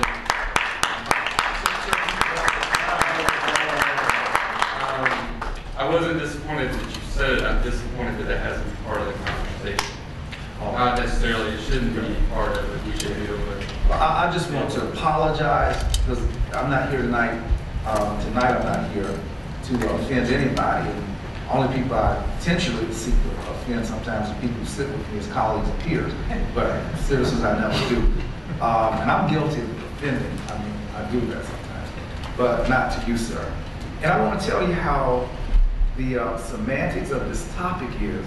I saw a lady here on the 5th floor the other day, and I went and got 1, 2, 3 people to listen to me as I tried to pay a lady a compliment to say, that's a very pretty dress you have on. And we've gotten to the point in our society where a man needs 3 witnesses to listen to him say, ma'am, that's a pretty dress. It reminds me of my mom when she used to dress up and wear dresses like that. And my father's in the room today. But it was great to see that dress. But we've gotten to the point that if you say potato things, it's difficult. So semantically, I was certainly not attempting to insult you and nobody else in this particular room. And I offer apologies, sir, because I'm not here to do that to you tonight. And I'm not a gun expert. I'm like this guy. I'm not an expert, so if I say the wrong thing, it's hard to speak in your classes now. Sex issues, transgender. It's just everywhere you go in America, it's hard to say words because you don't know what to say no more. But go ahead. The semantics of what you said is not what I was offended by. It was the attitude, the way you view things came out in what you said. You viewed gun owners as an infestation to society. That's the way you said it, the semantics, the word, that doesn't matter. If you allow me to say, my point on that is the proliferation of guns is offensive to me. I'm offended. And without check, all across our society, it offends me. I think that a society with our level of intelligence can do better. And that's why I'm here tonight.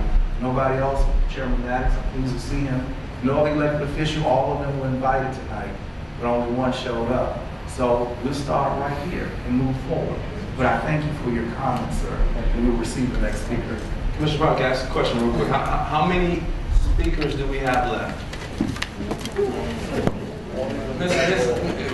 If you don't mind, might I suggest to Ms. Glee that we maybe start working off of a 4 or 5 minute clock?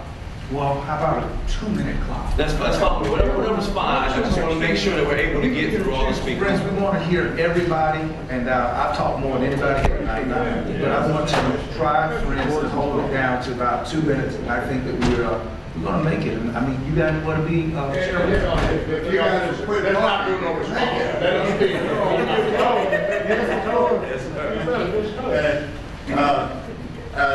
I appreciate your letting me be here. I'm John Malloy.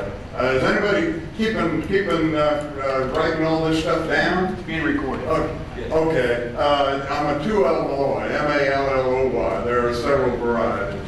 I think I'm pretty sure I am the oldest person in this room.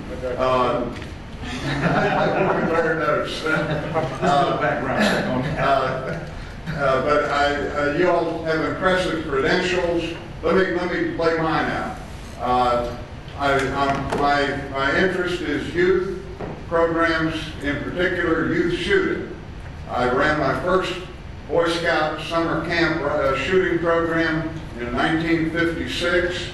I became an NRA certified instructor in 1965. I'm presently certified by the NRA, the Boy Scouts of America, and the National Archery Association.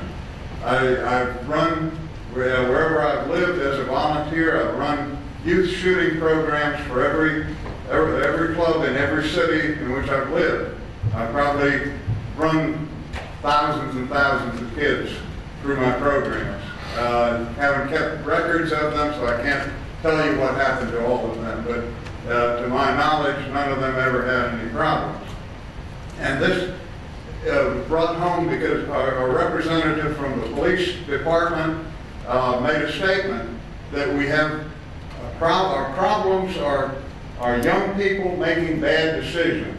I may be paraphrasing you, but you said, if you didn't say those exact words, that was your meaning. Was it also? When we have problems with our young people and they go to school, if they have problems with sexual problems, we have sex education.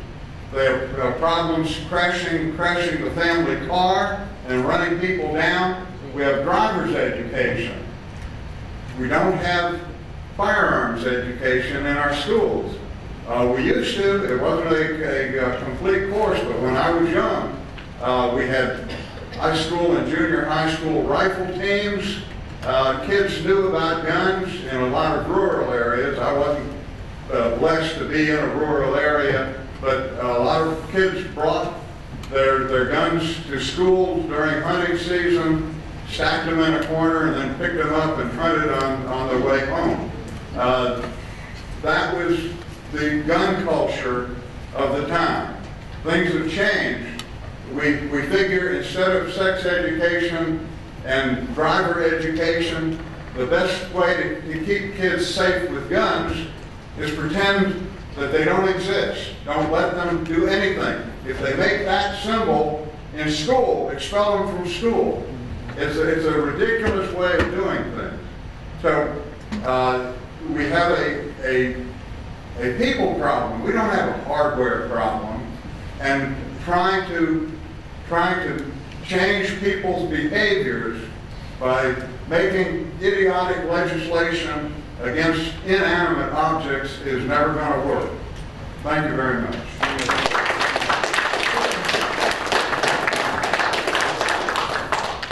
Our next speaker. Hi, I wanted to thank you for being here. My name is Wayne Newell. I'm a nobody. I work for a living. I do. Am I supposed to hit something?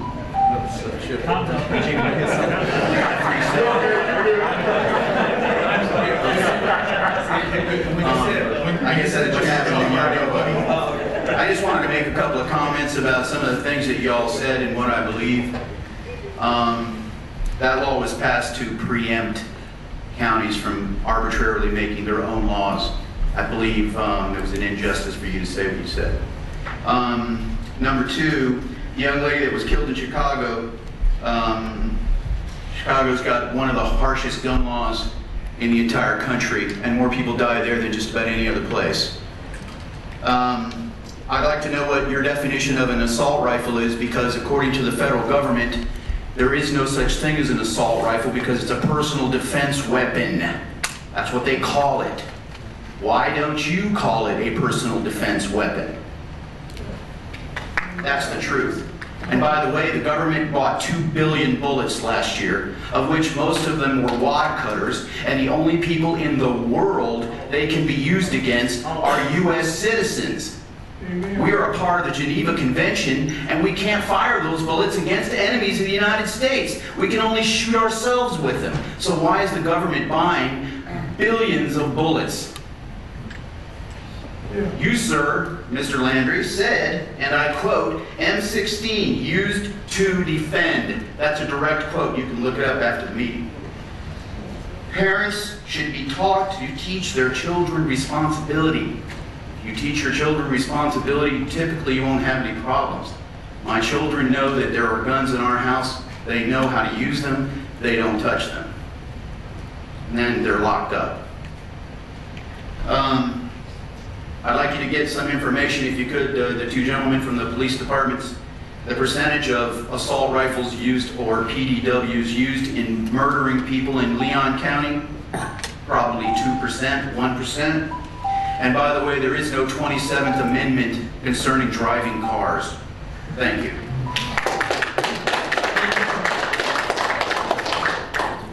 Thank you, sir. Give us your name. My name is Keith McClellan. I have a question for the major real quick. There was a document that Sheriff Larry Campbell signed recently that says he would not infringe on the Second Amendment rights of Leon County citizens. That was also signed by a lot of other Florida sheriff's deputies. Do you know how many other, not deputies, but other sheriffs signed in the state of Florida? How many signed that document? I'm familiar with the document. It was from the Florida Sheriff's Association. I don't know the number, but I want to say it was unanimous, but Yes, I'm not sure. Every sheriff. That's what I thought. So my first I'm sorry, I missed that. What was?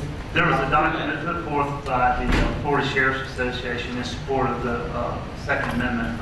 By their arms, and it was We signed all by- support it. We all on the same page. Great. It was signed by the Sheriff Campbell, and I didn't know Yes. if it was all 67 sheriffs or not, but Yeah. Okay. what it was. And they are referring to legislation that you call for, not upholding that when it comes through. Is that what I don't know if you would sign it. So what I would like to say on that note is that every sheriff in the state of Florida signing a document that says that to defend the Constitution of the United States, they're willing to, every day they put their badge on, go and lay down their life to defend that Constitution. I think that they would be the ones that know best about the risks and value of our Constitution when they go out and do their job.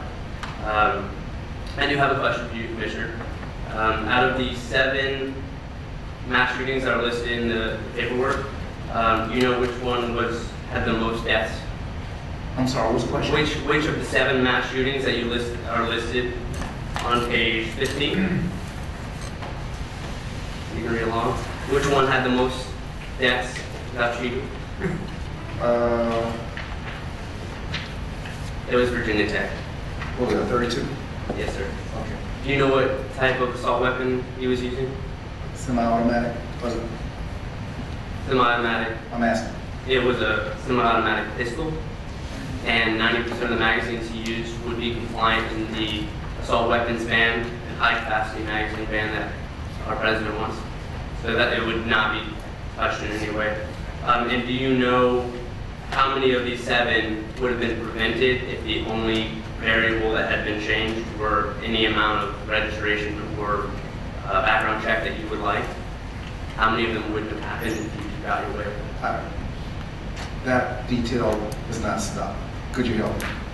Out of the 7 mass shootings, if the kind of registration or background check that you would like had been in place at the time of the shooting, how many would have been prevented? I'm not sure. That pop quiz question you got me. I don't know. Zero. That's all I have.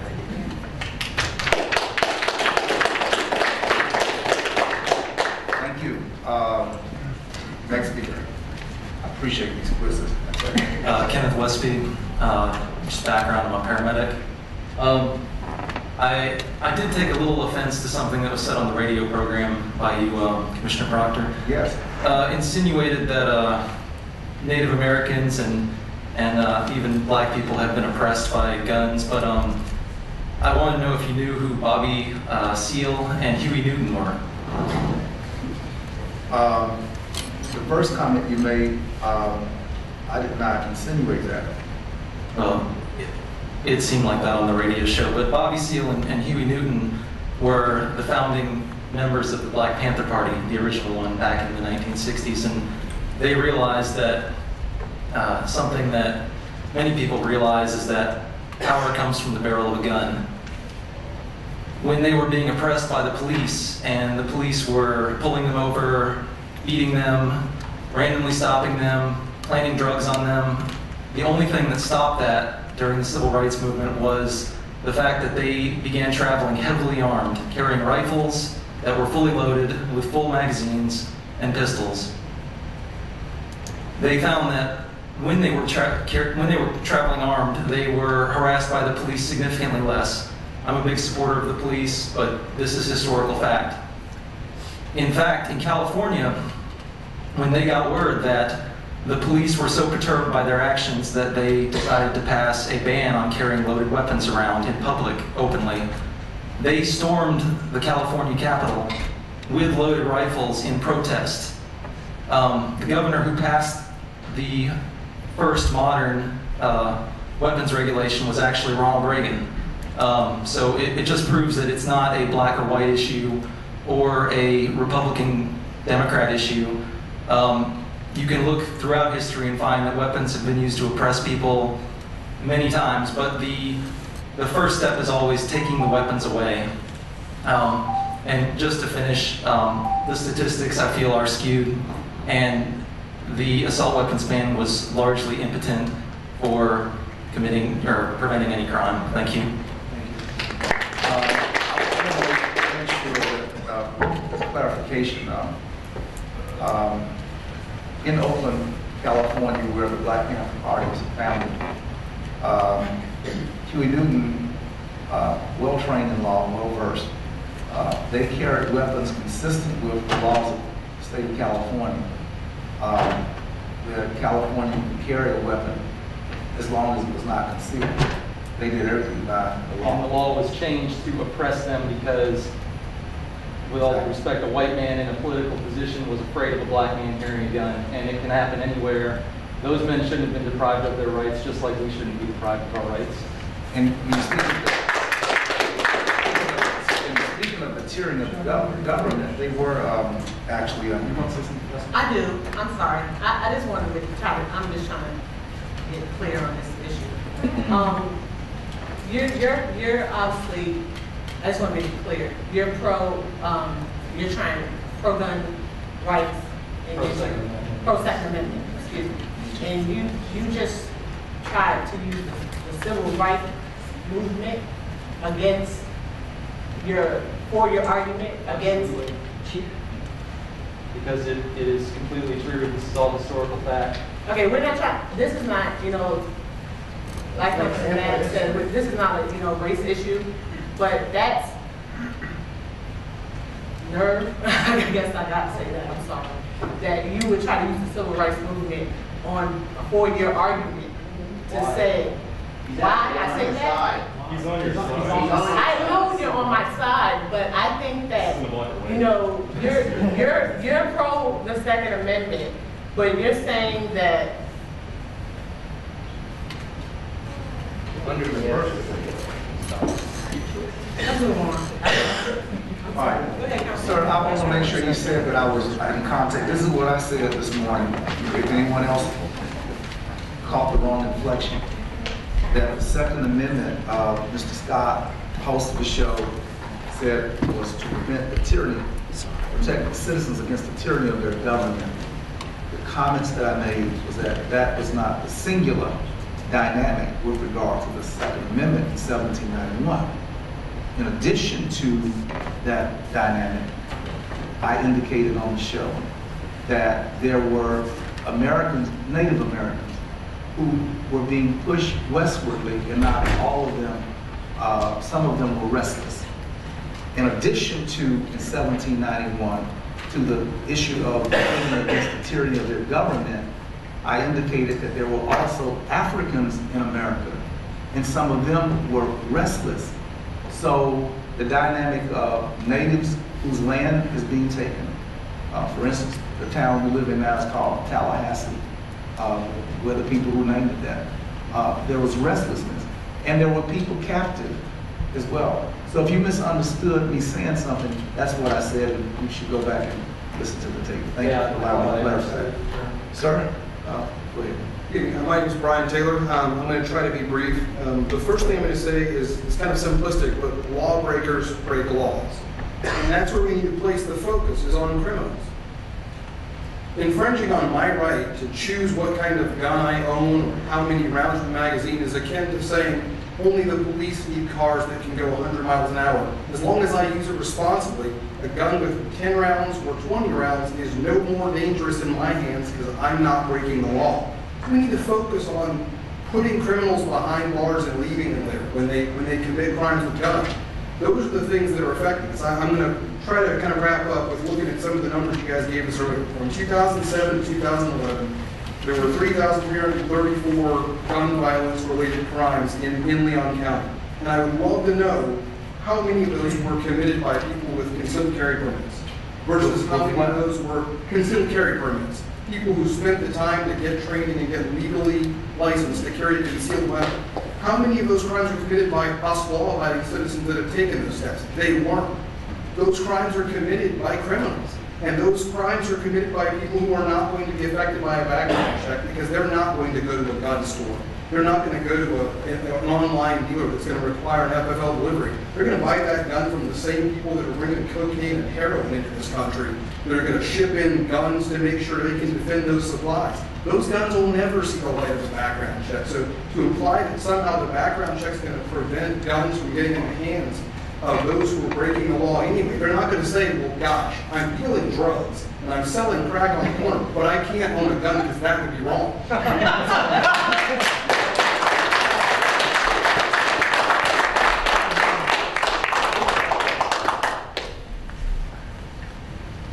Good evening. I'm Don Jennings. I must disagree with the prior speaker in part. He said that outlaws will not follow the law. That's true. My contention is there should not be laws about guns. There should be a law against murder, period. If you murder somebody, you go to jail. You get the death penalty.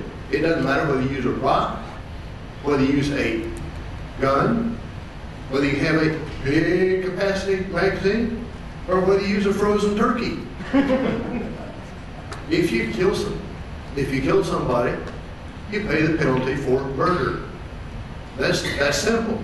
And then there's not a lot of debate about other things. Thank you very much.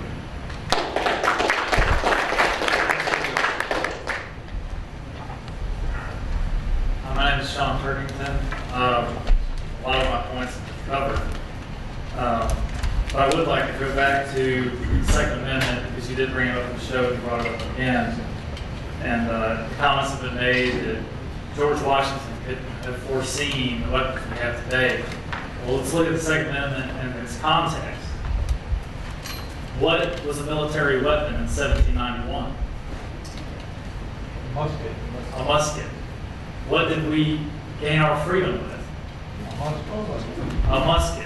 So if we have to gain our freedom again, what are we going to use? A modern day musket. You're right, they created that amendment in the context they lived in and for the future. I don't claim to know better than the founding fathers, and I don't know many people who do. And I hope, if you do, then you must be pretty confident in your philosophical capacity. But what Will Dance said, if Washington had M16s, he would have used them. And he probably would have issued them to every American male of 18 to 50 and told them to keep them. So if you want to look at the Second Amendment in its context, well then, if the military weapon was a musket, and they didn't intend for citizens to have military weapons, then they would have ridden in bows and arrows or swords. You can hunt with bows and arrows. You don't need a musket. So I strongly have to disagree with that point and interpretation of the Second Amendment. Also, I would ask that you stop equating guns to cars. As another speaker said, you do not have a constitutional right to drive a car. The state government could pass a law tomorrow making cars illegal and make you ride a bus. There's no constitutional protection for cars. It's a privilege. So you have to earn it. So the government can set the standards you have to meet to drive a car, because you're driving on public roads, you don't own the roads. So I just contend with that. So really, there should be no laws infringing at all on guns. It's a right.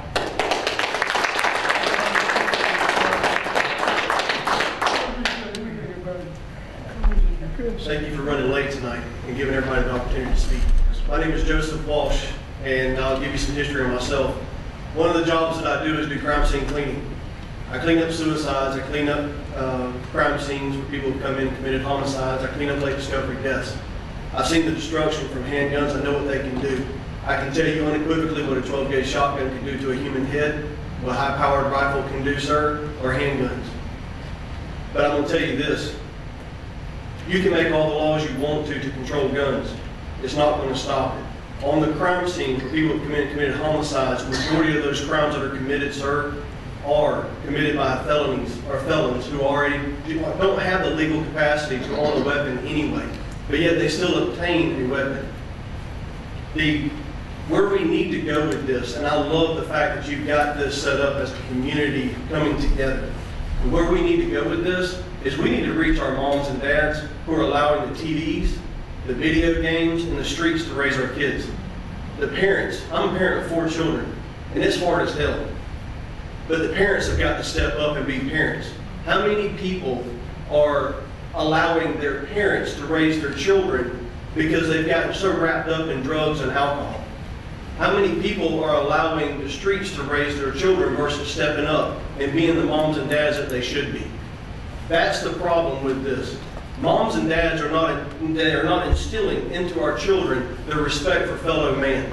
The kids are growing up, they don't have respect for them. That's why. They don't see value of human life. They look at somebody, they don't look at them as a valuable person anymore. They're just somebody. So if you want to get down to basics, if you want to get to where we need to be, let's form something to develop our communities to start encouraging positive parental engagement. Thank you.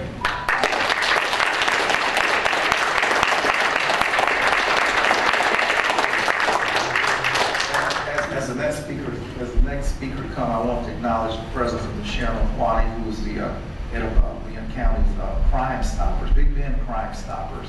And I appreciate your presence and listening tonight. Mr. Kwani, if there are any words at the end that you want to offer, I serve notice that we will listen to you. Yes, sir. My name is Bill Wintermute, and I guess the problem with being last in line is that everybody said what I was going to say before I got up here, except for one thing. There are more murders committed by hammers than with guns. So when are we going to go after hammers? Thank you very much. Yes, sir. Hi, my name is Anthony Blood. I really had no intention of speaking tonight, and I'm so glad that Will came. So many other people voiced their opinions, and it made a lot of good sense, and was able to say a lot of facts about this issue. I wish that our pastor had stated his opening remarks